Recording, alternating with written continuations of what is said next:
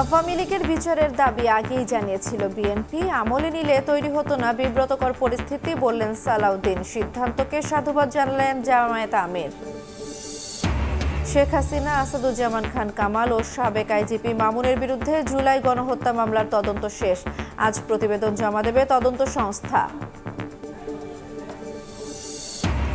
বাংলাদেশের উপর চাপ বাড়াতেই পুশিন করছে ভারত। মত বিশ্লেষকদের উস্কানিতে পা না দিয়ে কূটনৈতিক তৎপরতা বাড়ানোর তাগিদ। সীমান্তে সতর্ক অবস্থান থাকার পরামর্শ। ডাকসু নির্বাচনের 11টি ধাপের 8টি সম্পন্ন করেছে প্রশাসন। চলছে কমিশন গঠনের প্রক্রিয়া। ভোটের আগে নিষিদ্ধ ছাত্রলীগ নেতাকর্মীদের বিষয়ে সুরাহার দাবি ছাত্র দলের। এবং তীব্র গরমে পুড়ছে দেশের দক্ষিণ পশ্চিমাঞ্চল। বছরে তাপমাত্রা বেড়েছে 1 ডিগ্রি সেলসিয়াস। নেতিবাচক প্রভাব কৃষিতে। অপরিকল্পিত নগরায়ন ও শিল্পায়নকে দুষছেন বিশেষজ্ঞরা।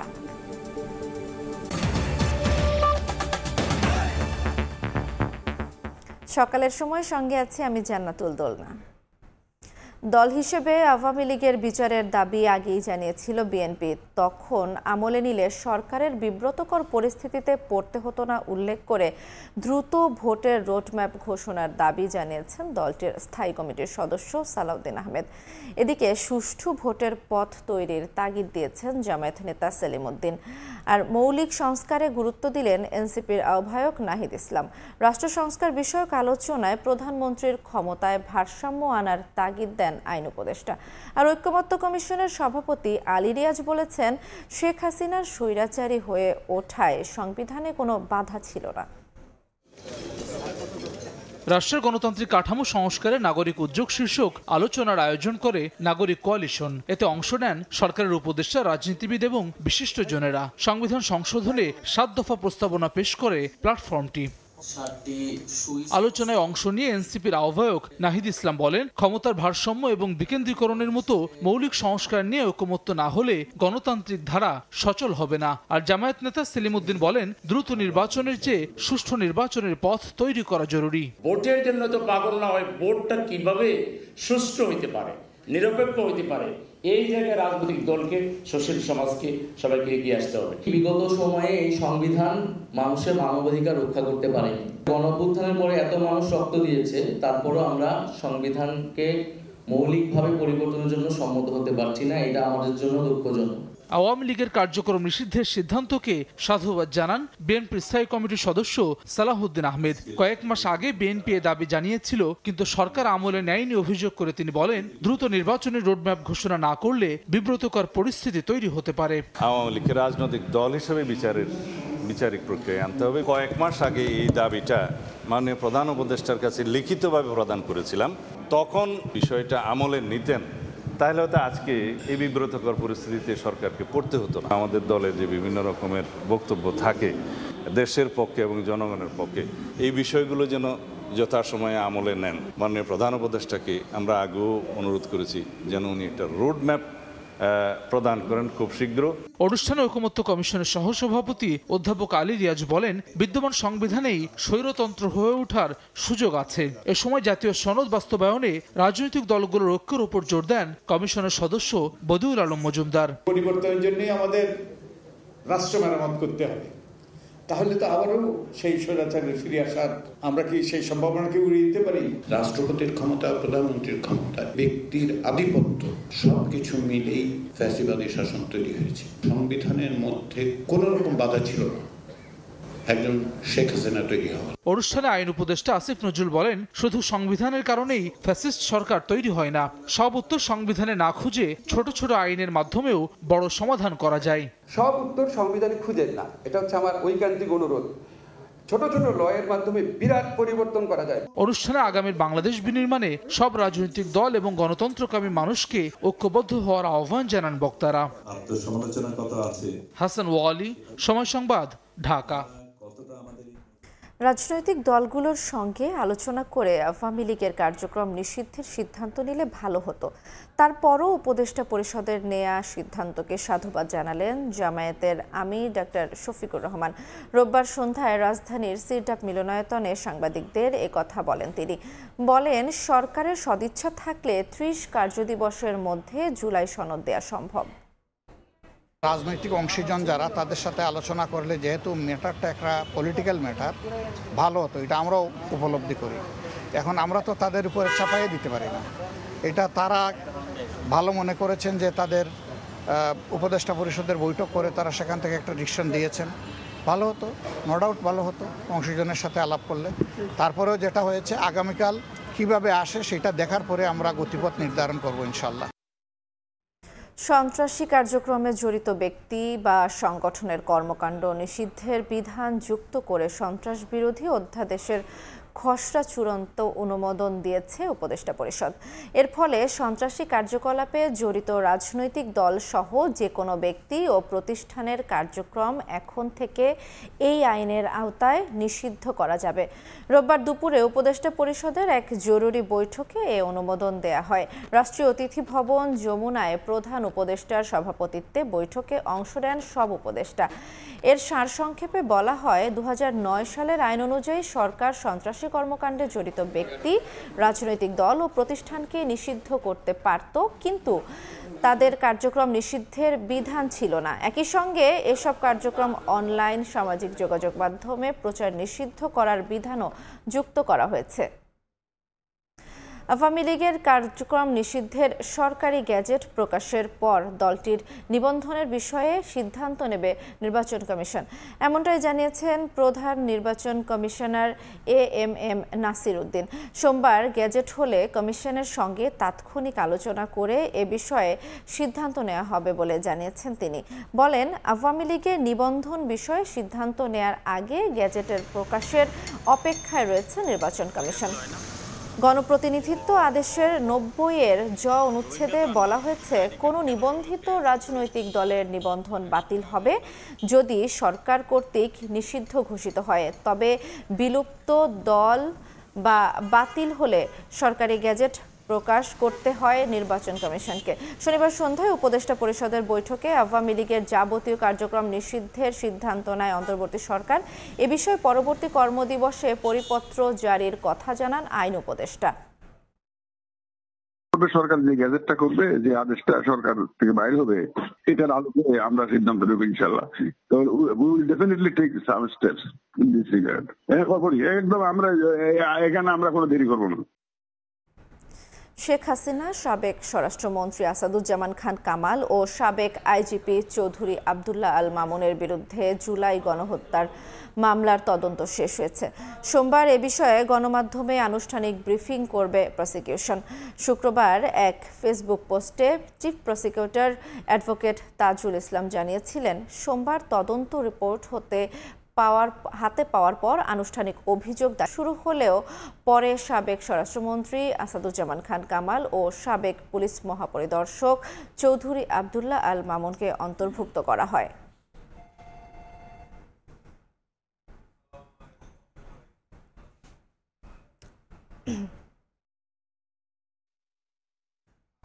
সকালের সময়ে আরও থাকছে বিচারক ও এজলাস সংকট, বরগুনায় আদালতে বেড়েছে মামলার জট, দীর্ঘসূত্রিতায় চরম ভোগান্তিতে বিচার প্রার্থীরা, দ্রুত সমাধানে আলোচনার আশ্বাস। বাংলাদেশের উপর চাপ বাড়াতেই ভারত পুশিন করছে বলে মনে করেন সাবেক কূটনৈতিক ও আন্তর্জাতিক সম্পর্ক বিশ্লেষকরা। কোনো উস্কানিতে পা না দিয়ে কূটনৈতিক তৎপরতা বাড়ানোর উপর জোর দেন তারা। পাশাপাশি সীমান্ত নিরাপত্তায় আরও সতর্ক অবস্থান থাকতে পরামর্শ দেন বিশ্লেষকরা। সানবির উপলের রিপোর্ট।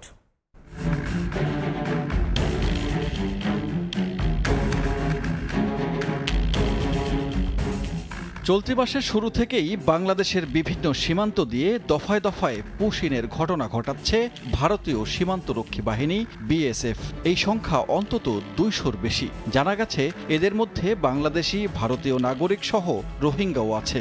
এরই মধ্যে পুশিন না করে বাংলাদেশি নাগরিক হলে যথাযথ প্রক্রিয়া মেনে হস্তান্তর করার বার্তা দিয়েছে ঢাকা। তারপরও থেমে থাকেনি দিল্লি। সীমান্তে এমন ঘটনা নতুন নয়। এর আগে পুশিন যেমন হয়েছে, পুশব্যাকও হয়েছে। তবে এবার পুশব্যাক হয়নি। সীমান্তের এমন ঘটনা সহসাই থামবে না বলে মনে করেন বিশ্লেষকরা। যেহেতু অনেক প্রচার হচ্ছে, জনগণের মধ্যেও এক ধরনের নেগেটিভ প্রচার হচ্ছে, সেটা তারা এই সুযোগটা নিচ্ছে। ডিপ্লোম্যাটিক্যালি যত তাড়াতাড়ি সমাধান করা যায় তত ভালো, নাহলে দেখা যাবে যে এটা আরো আরো আরো বাড়তে থাকবে। জোর করে লোকজনকে আমাদের সীমান্তে পুষ্ক দেওয়া এটা কিন্তু যে কোনো আপনার আন্তর্জাতিক যে কোনো রীতিনীতির বিরুদ্ধে। বাংলাদেশকে চাপে রাখার জন্য এটা ভারত করছে। একদিকে পাকিস্তান ভারত যুদ্ধের দামামা, অন্যদিকে যে কোনো সময়ের চেয়ে ভারত বাংলাদেশের সম্পর্কের টানাপোড়েন। প্রতিবেশী দুই দেশের সরকার প্রধানের বৈঠকের পরও যে সম্পর্কের পারদ গলেনি তা দেখা যাচ্ছে ভারতের শুল্ক নীতি ও সবশেষ অব্যাহত পুশিনের ঘটনায়। বিশ্লেষকরা কূটনৈতিক তৎপরতা বাড়ানোর পরামর্শ তাদের। একটা ফ্ল্যাগ মিটিং দরকার খুব তাড়াতাড়ি। তাদের হাই কমিশনার এখানে আছে, তাকে তলব করে এটা জানা দরকার। গবেষণাটা যদি করা থাকে যে কয়জন আসলে বাংলাদেশি, কয়জন রোহিঙ্গা, বা কয়জন বাংলাদেশি না রোহিঙ্গা না আসলে ভারতীয় এখানে আছে, পররাষ্ট্র সচিবের পর্যায়ে এই জিনিসটাকে নিয়ে আসা। দ্বিপাক্ষিক ব্যাপার আমরা চেষ্টা করব, সাধ্যমতো চেষ্টা করব আমরা আলাপ করে আমরা এটাকে সমাধান করা যায় কিনা। যত উস্কানি হোক না কেন আমরা আমাদের প্রতিবেশীর সাথে কোনো অবস্থাতে আত্মঘাতী কোনো আমরা যাবো না, যেটা সংঘাত আরও সৃষ্টি হবে। সরকারের দায়িত্বশীল ব্যক্তিদের বিক্ষিপ্ত মন্তব্য প্রকাশ না করে কূটনৈতিক ভাষায় যে কোনো সমস্যা সমাধানের পরামর্শ দেন বিশ্লেষকরা। সানবীর রূপল, সময় সংবাদ, ঢাকা। সাতক্ষীরায় ভারতের পুশিন করা ৭৮ জন বাংলাদেশিকে থানায় হস্তান্তর করা হয়েছে। কোস্টগার্ড জানায় শুক্রবার ভোরে ভারত বাংলাদেশ সীমান্ত নদী রায়মঙ্গল পার করে ৭৮ জন বাংলাদেশিকে সুন্দরবনের মান্দারবাড়িয়া এলাকায় ফেলে রেখে যায় বিএসএফ। পরে 2 দিন বনে হেঁটে মান্দারবাড়িয়া ফাঁড়ি এলাকায় পৌঁছায় তারা। রোববার রাতে কোস্টগার্ড তাদের উদ্ধার করে সাতক্ষীরা শ্যামনগর থানায় হস্তান্তর করে। পুশিন করা ওই ব্যক্তিরা 40 থেকে 50 বছর ধরে ভারতের গুজরাটে বসবাস করছিল বলে জানা যায়। ডাকসু নির্বাচনের 11টি ধাপের মধ্যে 8টি সম্পন্ন করেছে প্রশাসন। চলছে নির্বাচন কমিশন গঠনের প্রক্রিয়া। বিশ্ববিদ্যালয় পরিচালিত জরিপে অধিকাংশ শিক্ষার্থী জুনের মধ্যে নির্বাচনের দাবি জানালেও প্রশাসনের বিরুদ্ধে কালক্ষেপণের অভিযোগ ছাত্র সংসদ ও শিবিরের। এদিকে ভোটের আগে নিষিদ্ধ ছাত্রলীগ নেতাকর্মীদের বিষয়ে সুরাহা ও ক্যাম্পাসের সুষ্ঠু পরিবেশ ফেরানোর দাবি ছাত্রদলের। শাকির আহমেদের রিপোর্ট। জুলাই গণ অভ্যুত্থানের পর আলোচনায় ঢাকা বিশ্ববিদ্যালয় কেন্দ্রীয় ছাত্র সংসদ ডাকসু নির্বাচন। গেল ডিসেম্বর থেকে কাজ শুরু করে বিশ্ববিদ্যালয় প্রশাসন গঠনতন্ত্র ও আচরণবিধি চূড়ান্ত করলেও এখনো ঘোষণা হয়নি তফসিল। সম্প্রতি বিশ্ববিদ্যালয় পরিচালিত জরিপে আগামী জুন মাসেই ডাকসু নির্বাচনের দাবি জানিয়েছেন জরিপে অংশগ্রহণকারী ৭৫% শিক্ষার্থী। 16% সেপ্টেম্বরে আর 9% শিক্ষার্থী 1 বছর পর নির্বাচন চান। শিক্ষার্থীরা জুনের মধ্যে নির্বাচন চাইলেও এখনো তফসিল ঘোষণা না হওয়ায় নির্বাচন নিয়ে কালক্ষেপণের অভিযোগ করছে বাংলাদেশ গণতান্ত্রিক ছাত্র সংসদ। আর দ্রুত নির্বাচন চায় ছাত্র শিবিরও। নির্বাচন কমিশন এখনো গঠন হয়নি এবং নির্বাচনের তফসিল ঘোষণা সেটা কবে ঘোষণা করা হবে সে ব্যাপারেও এখন পর্যন্ত কোনো প্রকৃত যে আলোচনা করা দরকার সেই আলোচনাগুলো এখনো হয়নি। কোনো সার্টেইন ডেট নাই। তো এটাতে আমাদের কাছে মনে হয় যে বিশ্ববিদ্যালয় প্রশাসন যদি খুবই আন্তরিকভাবে দেখতো, এখানে তাদের আন্তরিকতার একটা ঘাটতি দেখা যায়।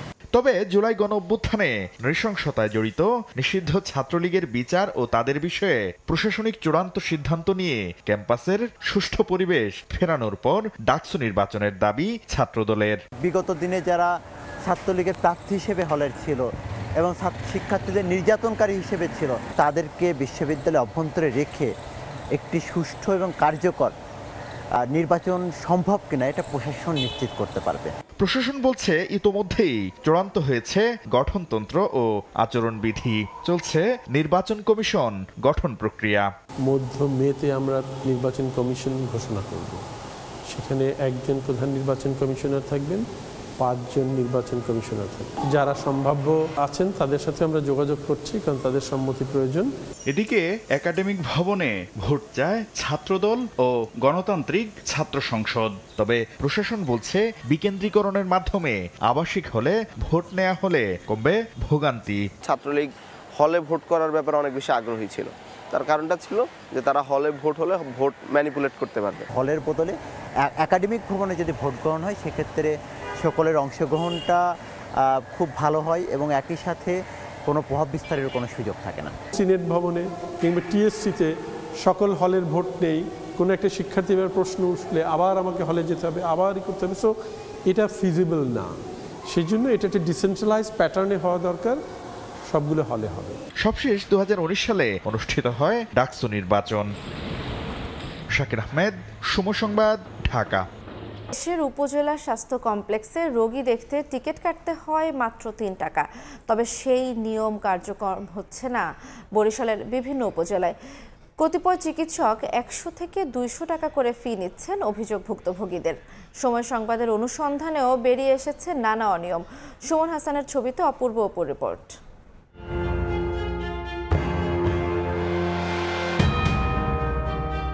কোন ডাক্তারে দেখাইছেন? এই দিব্যজ্যোতি পোদ্দার? হ্যাঁ। কত টাকা নিছে? এটা নিছে 100। এই যে রোগীরা বলছে 100 টাকা করে, এই 100 টাকাও কি আপনার ঊর্ধ্বতন কর্মকর্তাদেরকে দিয়ে থাকেন? আমার আপনার সাথে কোনো বিষয়ে কথা বলার আসলে অধিকার নেই। ডাক্তারের সাথে ওই যে যারা কাজ করে ওই জোর করে 1000 টাকা নিছে। এই আপনি রাখেন, বন্ধ করেন না করলে। অভিযোগ, সরকারি হাসপাতালে ভিজিট ছাড়া রোগী দেখা হয় না। হাসপাতালে বসেই ব্যক্তিগত চেম্বার করেন বরিশালের বিভিন্ন উপজেলা স্বাস্থ্য কমপ্লেক্সের অনেক চিকিৎসক। সত্যতা যাচাইয়ে হিজলা উপজেলা স্বাস্থ্য কমপ্লেক্সে সময় সংবাদ। হাসপাতালের চিকিৎসক দিব্যজ্যোতি পোদ্দার। সরকারের নির্ধারিত ফি 3 টাকা হলেও তিনি নিচ্ছেন 100 টাকা, কারো কাছে 200। রোগীরা বলছেন এখানে নিয়মিত 1 থেকে 200 টাকা চিকিৎসকরা ফি নেন। হাতে নাতে প্রমাণও মেলে। হিজলা হাসপাতাল আসছিলাম আর কি, জিম্বুদুক্তি ডাক্তার আমার কাছ থেকে 100 টাকা নিছে। বাচ্চা নিয়েছি, বাচ্চাটার 100 টাকা দিয়ে দিতেছি। এটা ডাক্তার এনে। তবে এ নিয়ে ঊর্ধ্বতনের অনুমতি ছাড়া কথা বলতে নারাজ ডাক্তার দিব্যজ্যোতি পোদ্দার। তাৎক্ষণিক বরিশালের বিভাগীয় স্বাস্থ্য কর্মকর্তাকে মুঠোফোনে প্রশ্ন করলে জানান, হাসপাতালে বসে ভিজিট নেয়ার কোনো বিধান নেই। এই বিষয়ে বক্তব্য দেবার অধিকার একটি উপজেলায় শুধুমাত্র একজন উপজেলা স্বাস্থ্য এবং পরিবার পরিকল্পনা কর্মকর্তা রয়েছে। এখানে কোনো ক্রমেই কোনো লেনদেন হবে না এবং এটা কোনো ক্রমেই প্রশ্রয় দেওয়া যাবে না। এটা আমার নজরে যদি আসে আমি তদন্ত সাপেক্ষে গৌরনদী উপজেলা স্বাস্থ্য কমপ্লেক্সের প্রবেশ মুখে প্রতিদিন দালাল চক্রের সদস্যরা বসে থাকেন। সময় সংবাদের উপস্থিতি টের পেয়ে সটকে পড়েন সবাই। মুহূর্তেই খবর পৌঁছে অন্যরা সাবধান হয়। অভিযোগ আছে এখানকার কতিপয় চিকিৎসক ও স্টাফদের যোগ সাজসে রমরমা ডায়াগনস্টিক সেন্টারের ব্যবসা। 500 টাকা চাই, আমি বলি কি খুশি 50 টাকা দিতে চাইছি যে এটা রাখেন যেহেতু কাজ করছেন। উনি বলে আপনাকে আমি রিক্সা ভাড়া দিচ্ছি, আমরা 50 টাকা নিব, কারণ আমরা এখন অভ্যস্ত হয়ে গেছি ওরা কিভাবে টাকা খায় এইখানে। ভাই আমরা এই জায়গা বলতে গেলে আমরা দোকানদার, আমাকে সমস্যা আছে। কথা বলতে গেলে হাসপাতাল এলাকায় ক্যামেরা চালুর আগে অনুমতি নিতে হবে জানিয়ে উচ্চবাচ্য করেন আরএমও ডাক্তার মনিরুজ্জামান। বন্ধ রাখেন বলছি, কথা বলেন, আমি তো আছি। আপনি তাকে বন্ধ করতে কেন বলছেন না কেন? আপনি আমার পারমিশন নিতে হবে আগে, অথরিটি। কেবল গৌরনদী ও হিজলাই নয়, বরিশালের অধিকাংশ উপজেলাতেই একই অভিযোগ। তবে তদন্ত সাপেক্ষে ব্যবস্থা নেয়ার গতানুগতিক আশ্বাস স্বাস্থ্য বিভাগের। উপজেলায় আউটডোরের ভিজিট হচ্ছে 3 টাকা, এর বেশি যদি কেউ নেয় সেটা সম্পূর্ণ অবৈধ এবং এ ব্যাপারে আমরা তদন্ত করে প্রয়োজনীয় ব্যবস্থা নেব। স্বাস্থ্যসেবাকে জনগণের দোরগোড়ায় পৌঁছাতে সরকারের নানা পরিকল্পনা থাকলেও মাঠ পর্যায়ে হচ্ছে না শতভাগ বাস্তবায়ন। অপূর্ব অপু, সময় সংবাদ, বরিশাল। লিফট না থাকায় পিরোজপুরে 250 শয্যার জেলা হাসপাতালের কাজ শেষ হওয়ার 6 মাসেও চালু করা যায়নি। অন্যদিকে শয্যা সংকটে 100 শয্যার পুরাতন ভবনে ভোগান্তিতে রোগীরা। তবে শিগগিরই সমস্যা সমাধান করে ভবনটি চালুর আশ্বাস কর্তৃপক্ষের। জিয়াউল হকের পাঠানো তথ্য ও ছবি নিয়ে রিপোর্ট। 2017 সালে শুরু হয় পিরোজপুর জেলা হাসপাতালের 7 তলা বিশিষ্ট 250 শয্যার নতুন ভবন নির্মাণ কাজ। পরে ভবনটি আরও 2 তলা সম্প্রসারণ করা হয়। 2020 সালের জুনে শেষ হওয়ার কথা থাকলেও করোনা মহামারীর কারণে 3 দফায় সময় বাড়িয়ে 2024 সালের ডিসেম্বরে কাজ শেষ হয়। তবে লিফট না থাকায় নির্মাণের 6 মাসেও ভবন হস্তান্তর করতে পারেনি গণপূর্ত বিভাগ। অন্যদিকে শয্যা সংকটে 100 শয্যার বর্তমান হাসপাতাল ভবনে ভোগান্তিতে রোগীরা। অনেককে ভর্তি হতে না পেরে বিভাগীয় শহর বরিশালে যেতে হয়। দ্রুত ভবনটি চালুর দাবি এলাকাবাসীর।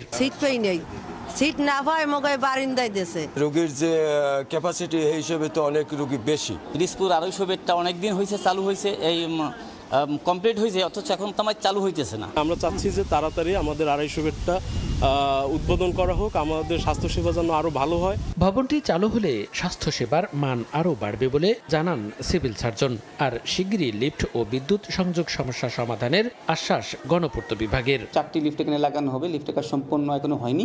যদি লিফটের কাজ সম্পূর্ণ হয় আমরা এই হাসপাতাল রিসিভ করব এবং আমরা আমাদের ওখানে স্থানান্তরিত করে আমরা রোগীদের কাঙ্ক্ষিত সেবাটা দিয়ে আমরা রোগীদেরকে দিতে পারব। লিফটের মূল্য বৃদ্ধির কারণে বারবার দরপত্র আহ্বান করার পরও কোনো ঠিকাদার পাওয়া যায়নি, সেই কারণে আমরা লিফট সরবরাহ করতে পারিনি। লিফটের মূল্য বৃদ্ধির প্রস্তাব মন্ত্রণালয়ে প্রেরণ করা হয়েছে, এটি পাস হলে আমরা দরপত্র আহ্বানের মাধ্যমে লিফট সরবরাহ করতে পারব এবং হাসপাতালটি প্রত্যাশী সংস্থার নিকট হস্তান্তর করতে পারব। গণপূর্ত বিভাগের তথ্য মতে পিরোজপুর জেলা হাসপাতালের নতুন ভবন নির্মাণে ব্যয় হয়েছে প্রায় 70 কোটি টাকা।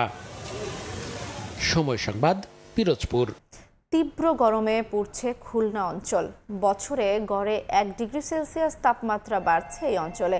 কমছে ফসল উৎপাদনও, বাড়ছে খরচও। উন্মুক্ত জলাশয় কমে যাওয়ায় অপরিকল্পিত নগরায়ন, শিল্পায়ন সহ প্রাকৃতিক ও মনুষ্য সৃষ্ট নানা কারণে আবহাওয়ার এমন পরিবর্তন বলছে বিশেষজ্ঞরা।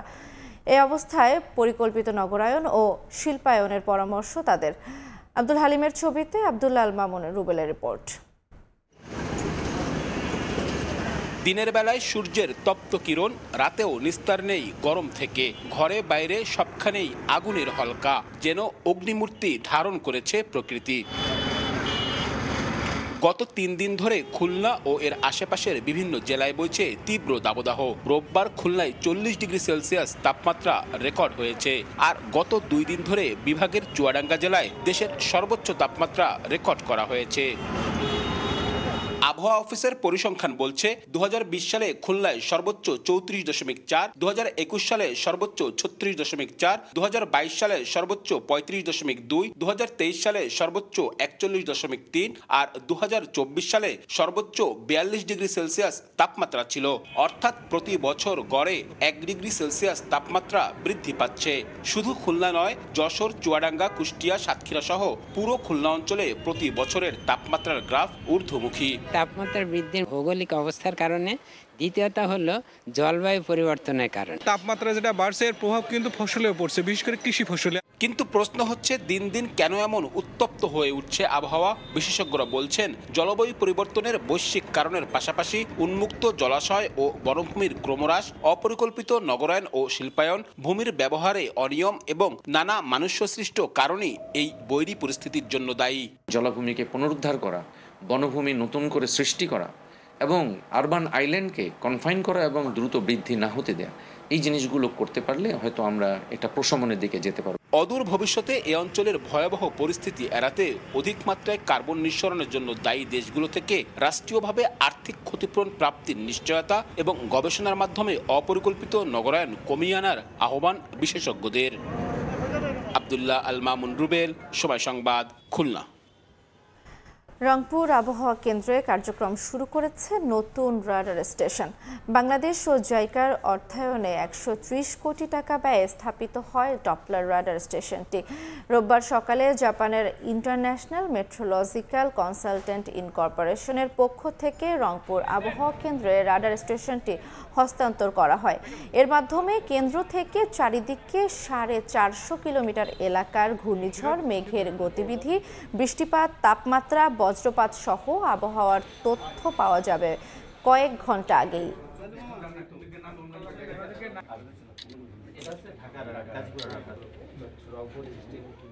পূর্ণাঙ্গভাবে আমরা তথ্য আমাদের ফোরকাস্টিং এবং গবেষণামূলক কাজে আমরা এটা ব্যবহার করতে পারবো এবং আশা করি এর মাধ্যমে আমাদের পূর্বাভাস, আপনারা জানেন যে আবহাওয়া পূর্বাভাস একটা গুরুত্বপূর্ণ ভূমিকা পালন করে দুর্যোগ ব্যবস্থাপনায়। কারণ আপনার পূর্বাভাস যদি সঠিক হয় এবং এই পূর্বাভাসের ভিত্তিতে যদি অ্যাকশন গ্রহণ করা হয় তাহলে যে কোনো দুর্যোগের ক্ষয়ক্ষতি কমিয়ে আনা সম্ভব হয়। বরগুনার আদালতে বেড়েছে মামলার জট, পাশাপাশি রয়েছে বিচারক ও এজলাসের সংকটও। মামলার দীর্ঘসূত্রিতায় চরম ভোগান্তিতে বিচার প্রার্থীরা। সমস্যা সমাধানে আলোচনা চলছে বলে জানান পাবলিক প্রসিকিউটর। রুবেল হোসেনের ছবিতে সাইফুল মিরাজের রিপোর্ট। 2007 সালে জমিজমা সংক্রান্ত বিরোধ নিষ্পত্তি করতে বরগুনার আদালতে দ্বারস্থ হন বেতাগী উপজেলার বাসিন্দা জামান ইবনে মুসা। এরপর পেরিয়ে গেছে 18 বছর। এখন পর্যন্ত এ মামলার কোনো সুরাহা হয়নি। কিন্তু আমার এই জীবন দশায় আমি এর ফয়সালা দেখে যেতে পারবো কিনা তাও আমি জানি। বরগুনার আদালতে 26,000 মামলা বর্তমানে বিচারাধীন। সংশ্লিষ্টরা বলছেন জেলার 21 জন বিচারক পদের মধ্যে 6টি শূন্য। এছাড়াও এ জেলার সংকটে ভোগাচ্ছে বিচারক, আইনজীবী ও বিচার প্রার্থীদের। পাশাপাশি চিফ জুডিশিয়াল ম্যাজিস্ট্রেট আদালত ভবন না থাকায় স্থান সংকটে যত্রতত্র ফেলে রাখা হচ্ছে গুরুত্বপূর্ণ নথিপত্র। মামলার দীর্ঘসূত্রিতায় বিচার পাওয়ার জন্য এসে উল্টো ভোগান্তিতে পড়েছেন বিচার প্রার্থীরা। আজ 10 বছর করে দুয়ারে দুয়ারে ঘুরি, কোনো ফল পাইতেছি না আমি মামলা। বিচারকের স্বল্পতার কারণে এখানে বিচার ব্যবস্থায় জটিলতার সৃষ্টি হয়। যারা লিটিগেন্ট পিপল আছে তারা কিন্তু ভিজে কোর্টের সামনে দাঁড়াই থাকে। এটা একটা মর্মান্তিক অবস্থা। তবে সমস্যার সমাধানে আলোচনা চলছে বলে জানান পিপি। ভবন সমস্যা হলে আমাদের বড় সমস্যা। এক ক্লাসে 3 জন বিচারক ওঠে, এটা কি সম্ভব কোনোদিন? যাই হোক, এটা আমরা চেষ্টা করতেছি। আইনজীবীদের তথ্য মতে বরগুনার আদালতগুলোতে প্রতিদিন বিচার সংক্রান্ত কাজে আসেন অন্তত 2000 বিচার প্রার্থী। সাইফুল মিরাজ, সময় সংবাদ, বরগুনা। দখল দূষণে মৃতপ্রায় কেরানীগঞ্জের সুভাড্ডা খাল পরিদর্শনে গিয়ে কথা বলছেন পরিবেশ উপদেষ্টা সৈয়দা রিজওয়ানা হাসান। সরাসরি যাচ্ছি সেখানে। আর ঢাকা শহরের যত রোড ডিভাইডার আছে, সড়ক বিভাজন এবং আশেপাশে যে সমস্ত জায়গা খালি আছে সেখানে জিরো সয়েল, মানে মাটি দেখা যাবে না, আচ্ছাদন করে দেয়া হবে সবুজে, এরকম একটা পরিকল্পনা এবং কর্মসূচিও গ্রহণ করা হয়েছে। আমরা আসলে যখন দায়িত্ব নিয়েছি তখন একটা অর্থবছর বাজেট পার হয়ে গেছে, হ্যাঁ, ফলে আমরা এখন আমাদের হাতে যা আছে বিভিন্ন খাত থেকে সমন্বয় করে এই কাজগুলো শুরু করেছি।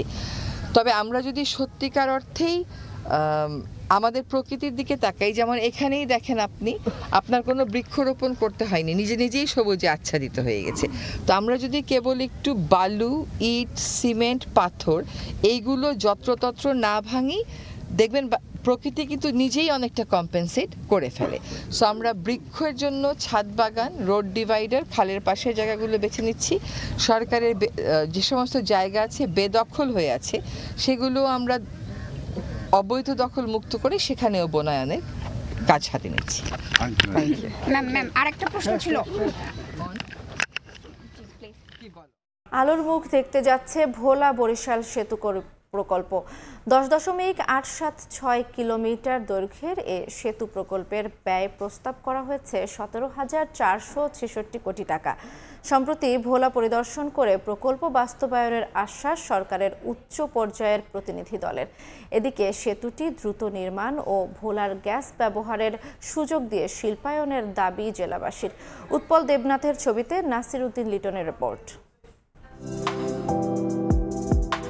10.876 কিলোমিটার দৈর্ঘ্যের মূল সেতু নির্মাণ হবে তেতুলিয়া ও কালাবদর নদীর উপর। মাঝখানে দুটি চরের উপর নির্মাণ হবে 4 লেনের সড়ক। কর আদায়ের 2 প্রান্তের টোল প্লাজায় থাকবে 7টি করে কাউন্টার। দ্বীপ জেলা ভোলাকে মূল ভূখণ্ডের সঙ্গে যুক্ত করতে ভোলা বরিশাল সেতুর সম্ভাব্যতা যাচাই হয় 2020 ও 2023 সালে। 2024 সালের জুনে সম্ভাব্যতা যাচাইয়ের সব কাজ শেষ করে নির্মাণ কাজ শুরুর কথা থাকলেও তা আর আলোর মুখ দেখেনি। গত 8 মে প্রকল্প এলাকা পরিদর্শনে ভোলায় আসেন প্রধান উপদেষ্টার বিশেষ সহকারী ডক্টর শেখ মঈনুদ্দিনের নেতৃত্বে সরকারের উচ্চ পর্যায়ের একটি দল। সংশ্লিষ্টরা জানান প্রকল্পের অর্থায়নের জন্য জাপানের সঙ্গে যোগাযোগ করা হচ্ছে। বিকল্প হিসাবে পরিকল্পনায় রয়েছে কোরিয়া। এই মুহূর্তে প্রকল্পটি বাস্তবায়নই প্রধান কাজ বলে জানায় সেতু কর্তৃপক্ষ।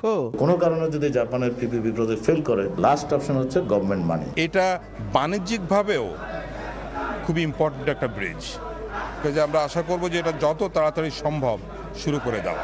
এদিকে সেতুটি দ্রুত নির্মাণ ও ভোলার গ্যাস ব্যবহারের সুযোগ দিয়ে শিল্পায়নের দাবি জেলাবাসীর। ভোলায় যে প্রাকৃতিক সম্পদ রয়েছে মূল্যবান গ্যাস, কিন্তু ভোলাবাসী এর সুফলটা নিতে পারছে না। আমরা এই আশ্বাস পর্যন্ত সীমাবদ্ধ থাকতে চাই না, আমরা চাই এটার বাস্তবায়ন হোক। সেতু বিভাগের তথ্য মতে মূল প্রকল্পের দৈর্ঘ্য হবে 16.367 কিলোমিটার।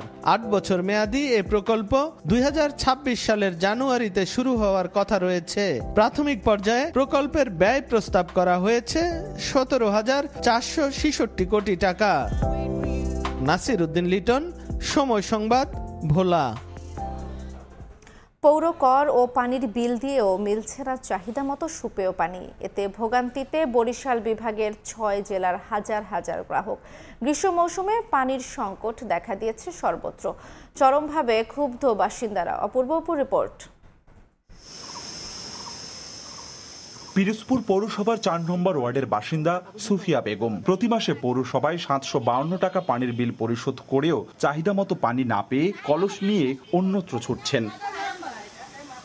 পৌরসভা দেখা দিয়েছে তীব্র সুপেয় পানির সংকট। পানি পরিশোধনের তীব্র ঘাটতি থাকায় জনদুর্ভোগ চরমে পৌঁছেছে। দিনে দুবেলা 2 ঘন্টা পানি দেওয়ার কথা থাকলেও 1 ঘন্টাও মিলছে না বলে অভিযোগ এলাকাবাসীর। 2-3 মাস ধরে পানি পাইতে আসি না, মাসের শেষে বিল দিই, ট্যাক্স দিই, আমরা খুবই কষ্টে আছি। এই পানি মোড়ে আসেই না, 2-3 দিন অন্তত একটু আসে, কোনো রকম খাবার পানি আমরা পাইতে আসি না। একই সমস্যায় দিশেহারা ঝালকাঠি পৌরসভার বাসিন্দারা। দিনের বেশিরভাগ সময়ই মিলছে না পানি। নষ্ট পাম্প ও নাজুক সরবরাহ ব্যবস্থাকে দুষছেন ভুক্তভোগীরা। 30 দিনের মধ্যে 25-26 দিন কিভাবে পানি থাকে না। ঘরে জীবন মতো সব নদীতে যাওয়া লাগে, পানি খুবই কষ্ট। 35-36 বছর পরে এখন লবণাক্ততা দেখা দেয়, ওই পাম্পটি থেকে পানি দেওয়া যাচ্ছে না।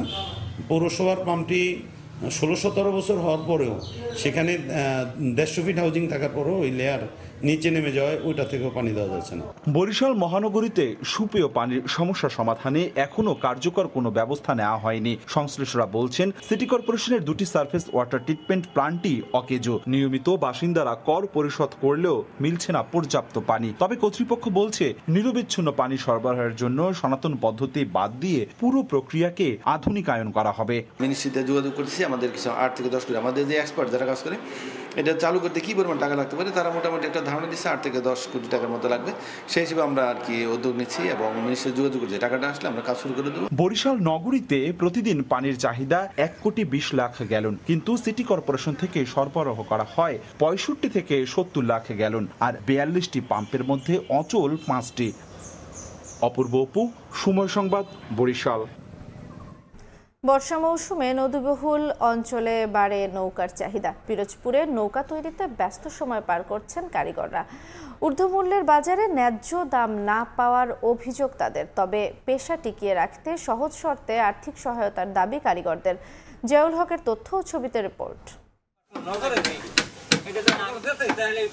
নদীবহুল পিরোজপুরের নেসারাবাদ উপজেলায় শিরিষ বাগানের পাশ দিয়ে একে বেঁকে চলা সন্ধ্যা নদীর পাশের একটি গ্রাম ডুবি। এই গ্রামের বাসিন্দা জয়নাল মিয়া পূর্বপুরুষের ঐতিহ্য ধরে রেখে বছরের পর বছর ধরে তিনি তৈরি করছেন নৌকা। বর্ষা মৌসুম সামনে রেখে বৈশাখ থেকে শুরু হয় ব্যস্ততা, চলে কয়েক মাস। তবে তিনি নিজ হাতে হাজার হাজার নৌকা গড়লেও পরিবর্তন হয়নি তার জীবনধারা। 35 বছর ধরে বানাইতেছি। লোহা লক্কর মিল খরচা, গাছ কিনে আনিয়া কেরিন খরচা দিয়ে টিয়া এবার শেষ মাস কিছু থাকা যায় না। কাজ কাম নাই দেখিয়া বসে সিজনে আমরা এই নৌকা বানাই।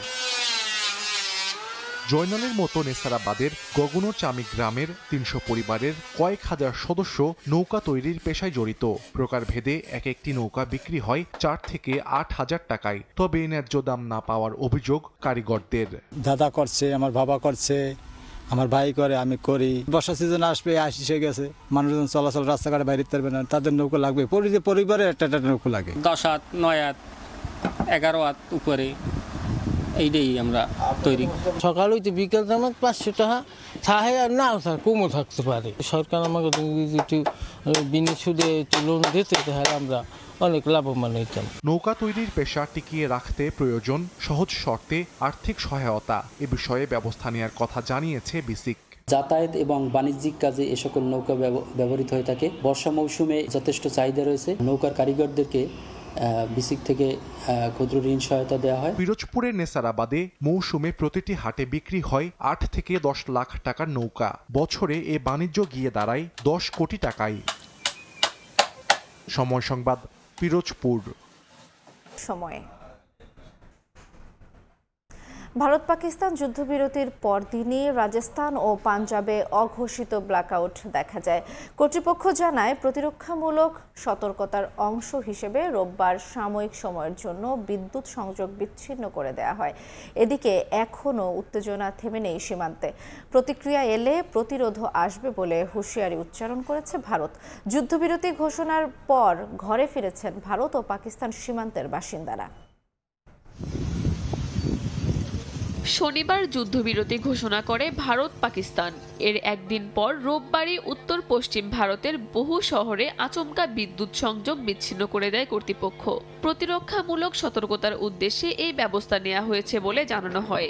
এদিন সকালে ভারতীয় সেনাবাহিনী পাকিস্তানকে হটলাইন বার্তা পাঠায়। যদি চুক্তি আবার ভাঙে ভারতও চুপ থাকবে না বলে হুঁশিয়ারি দেওয়া হয় এই বার্তায়।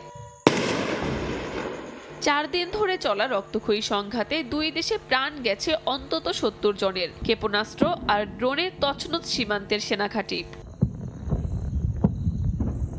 এদিকে যুদ্ধবিরতিকে স্বাগত জানিয়েছে জাতিসংঘ, বাংলাদেশ, কাতার, তুরস্ক, যুক্তরাজ্য সহ অন্তত 30টি দেশ। ভারতের পররাষ্ট্র সচিব বিক্রম মিস্ত্রি জানিয়েছেন, আরেকবার লঙ্ঘন হলে জবাব আসবেই।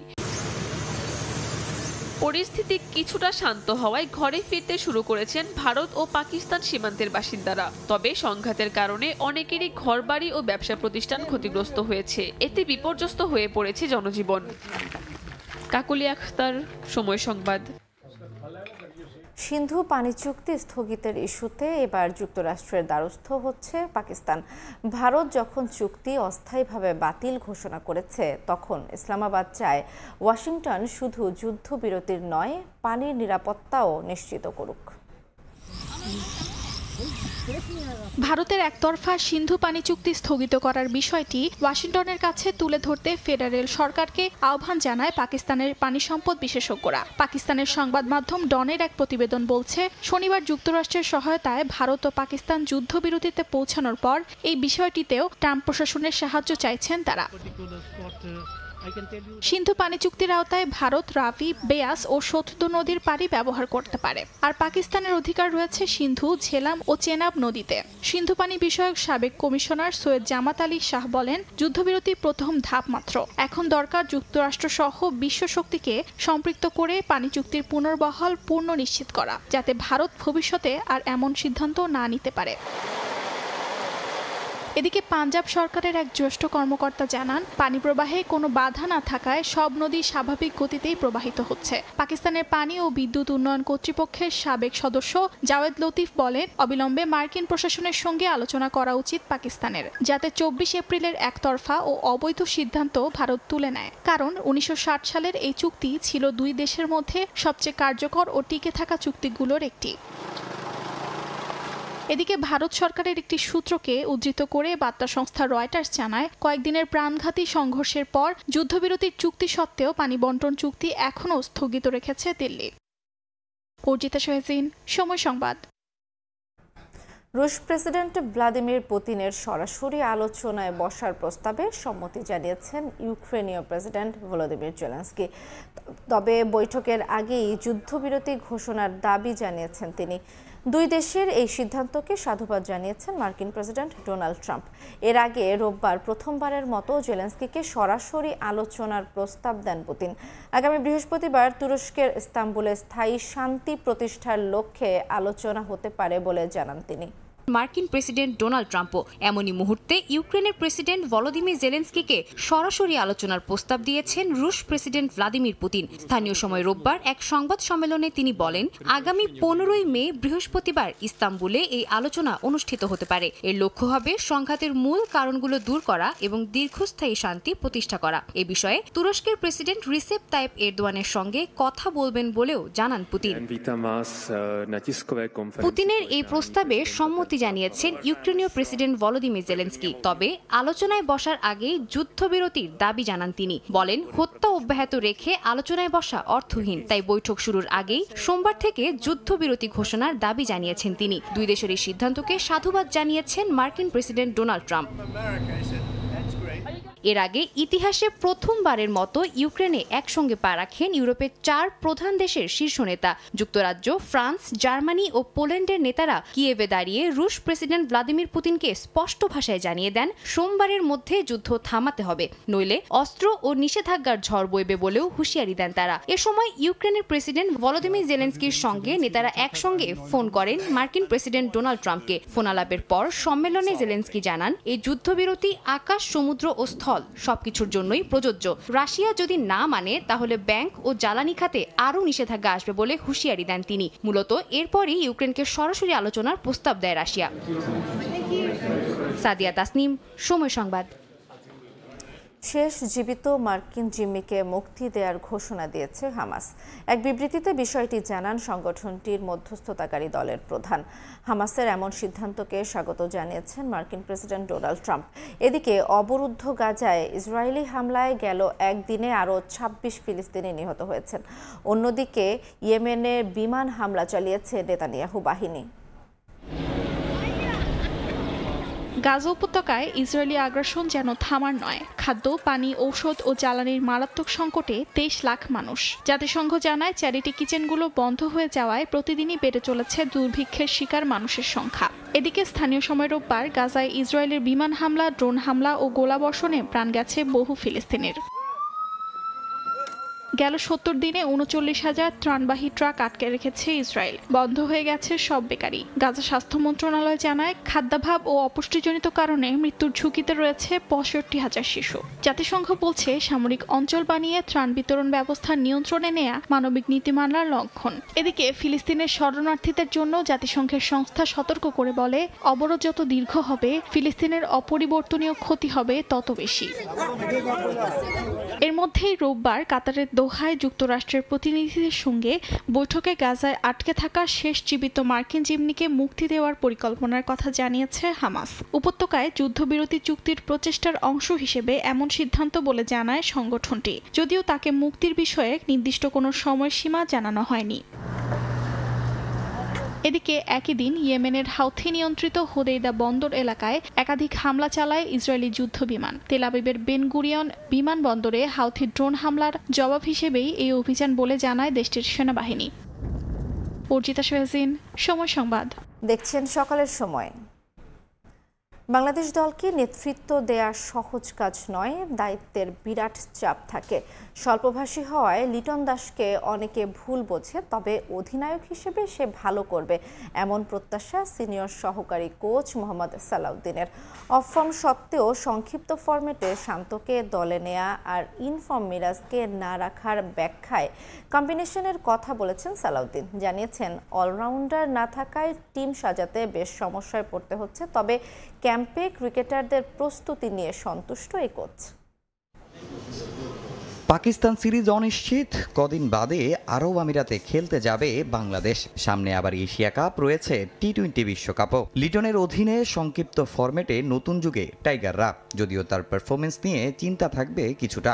অধিনায়ক হিসেবে এলকেডির কাছে প্রত্যাশার জায়গাটা বড় টিম ম্যানেজমেন্টের। সে খুব ভালো টেকনিশিয়ান, ফিল্ড প্লেসমেন্ট সম্পর্কে, বলারের শক্তি সম্পর্কে তার ভালো আইডিয়া আছে, এবং অপোনেন্ট সম্পর্কে সে খুব ভালোভাবে সে গেম অ্যানালাইসিস করে, এবং টি-20 কীভাবে ফিল্ড সেট আপ করতে হয়, কীভাবে গেমটাকে আগায় নিতে হবে, কীভাবে বা ব্যাটিংটাও কীভাবে আগায় নিতে হবে, সেটা সম্পর্কে তার পরিষ্কার ধারণা আছে।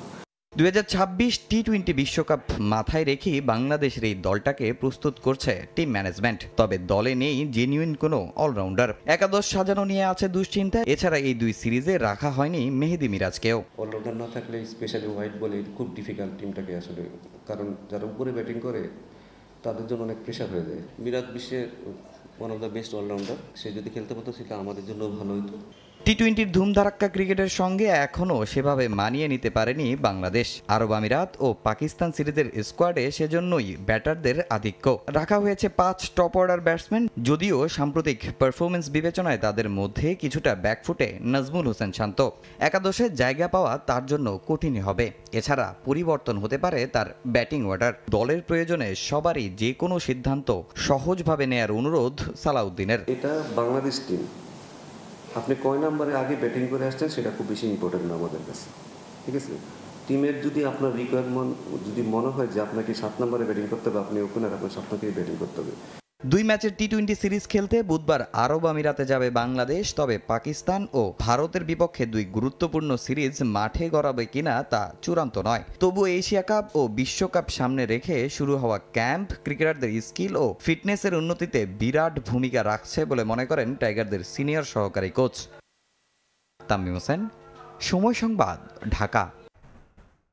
জাতীয় স্টেডিয়াম ঢাকার মূল মাঠের সংস্কার শেষ হলেও বাইরের পরিবেশের বেহাল দশা। স্টেডিয়াম এলাকায় যত্রতত্র ছড়িয়ে ছিটিয়ে আছে ময়লা, কিছু জায়গা পরিণত হয়েছে ভাগাড়ে, যেন দেখার কেউ নেই। অথচ এই স্টেডিয়ামে কিছুদিন পর অনুষ্ঠিত হবে এএফসি এশিয়ান কাপ ম্যাচের সিঙ্গাপুরের বিপক্ষে বাংলাদেশের হোম ম্যাচ। সমর্থকরা বলছেন, ম্যাচের আগে স্টেডিয়াম এলাকায় নজর না দিলে আন্তর্জাতিক অঙ্গনে ক্ষুণ্ণ হবে বাংলাদেশের ভাবমূর্তি। পাখির চোখে জাতীয় স্টেডিয়াম ঢাকা। গ্যালারিতে নতুন চেয়ার বসেছে, অত্যাধুনিক ফ্লাডলাইট সহ জায়ান্ট স্ক্রিন। ইট পাথরের ব্যস্ত শহরে মাথা উঁচু করে অস্তিত্বের জানান দিচ্ছে স্টেডিয়ামের নবনির্মিত শেড। প্রায় 5 বছরের সংস্কারের পর অপরূপ সাজে দেশের ফুটবলের আতুর ঘর। মাঠের সবুজ গালিচা অপেক্ষার প্রহর গুনছে হামজা সমিতদের। এএফসি এশিয়ান কাপ বাছাইয়ের ম্যাচ ঘিরে স্টেডিয়ামে চলছে শেষ মুহূর্তের প্রস্তুতি। ঘষে মেজে বাড়ানো হচ্ছে সৌন্দর্য। তবে স্টেডিয়ামের বাইরের চিত্র একেবারেই ভিন্ন, যেন আলোর নিচেই অন্ধকার। জাতীয় স্টেডিয়াম ঢাকার ভেতরটা যতটা সুন্দর ও মনোমুগ্ধকর, ঠিক তার উল্টো চিত্র বাইরের পরিবেশ। স্টেডিয়াম এলাকায় বিভিন্ন পাশে ছড়িয়ে ছিটিয়ে আছে ময়লার স্তূপ। বিভিন্ন জায়গায় তো তা পরিণত হয়েছে ভাগাড়ে। কিছুদিন পর বাংলাদেশ সিঙ্গাপুর বহুল কাঙ্ক্ষিত ম্যাচ আয়োজিত হবে এই স্টেডিয়ামে। খেলা দেখতে আসা সিঙ্গাপুরের সমর্থকদের সামনে স্টেডিয়ামের এই পরিবেশ বাংলাদেশের ফুটবল তথা বাংলাদেশের ইমেজ সংকটে ফেলবে না তো?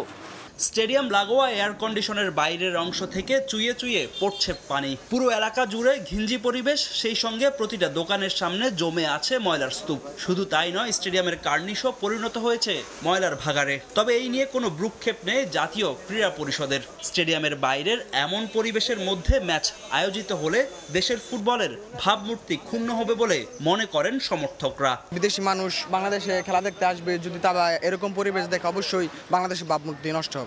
বাংলাদেশের মধ্যে সর্ববৃহৎ জাতীয় স্টেডিয়াম, এখানে আমাদের অনেক ম্যাচ হয় এবং এই জায়গাটা অনেক নোংরা হয়ে পড়ে আছে, তো এই পরিবেশটা আসলে ঠিক করা দরকার। 10 জুন সিঙ্গাপুরের ম্যাচ ঘিরে বড় পরিকল্পনা আছে বাফুফের। এই ম্যাচ দিয়ে নিজেদের ব্র্যান্ড ভ্যালু বাড়ানোর সঙ্গে দর্শক সম্পৃক্ততা বাড়াতে চায় ফেডারেশন, যার জন্য স্টেডিয়াম এলাকায় ফ্যান জোন বানানোর পরিকল্পনা রয়েছে তাদের। আমাদের মার্কেটিং পক্ষ থেকে আমি বলি, জাতীয় স্টেডিয়ামে এতদিন পরে খেলা হচ্ছে, এটা তো একটা মেমোরেবল এক্সপিরিয়েন্স হতে হবে। মানুষ যেন মনে রাখে যে ওরা এতদিন পরে এই স্টেডিয়াম আসলো, সুন্দর খেলা দেখলো, একটি সুন্দর অভিজ্ঞতা পেল, সেটার জন্য আমরা কাজ করছি। তবে স্টেডিয়ামের বাইরে এই নোংরা পরিবেশ নিয়ে দ্রুত কোনো উদ্যোগ না নিলে ব্যাঘাত ঘটবে বাফুফের পরিকল্পনায়। ফাহিম ইসলাম, সময় সংবাদ, ঢাকা। সকালের সময় শীর্ষ সংবাদগুলো জানিয়ে দিচ্ছি আরেকবার। আওয়ামী লীগের বিচারের দাবি আগেই জানিয়েছিল বিএনপি, আমলে নিলে তৈরি হতো না বিব্রতকর পরিস্থিতি, বললেন সালাউদ্দিন। সিদ্ধান্তকে সাধুবাদ জানালেন জামায়াত আমির। শেখ হাসিনা, আসাদুজ্জামান খান কামাল ও সাবেক আইজিপি মামুনের বিরুদ্ধে জুলাই গণহত্যা মামলার তদন্ত শেষ। আজ প্রতিবেদন জমা দেবে তদন্ত সংস্থা। এবং বাংলাদেশের উপর চাপ বাড়াতেই পুশিং করছে ভারত, মত বিশ্লেষকদের। উস্কানিতে পা না দিয়ে কূটনৈতিক তৎপরতা বাড়ানোর তাগিদ, সীমান্তে সতর্ক অবস্থান থাকার পরামর্শ।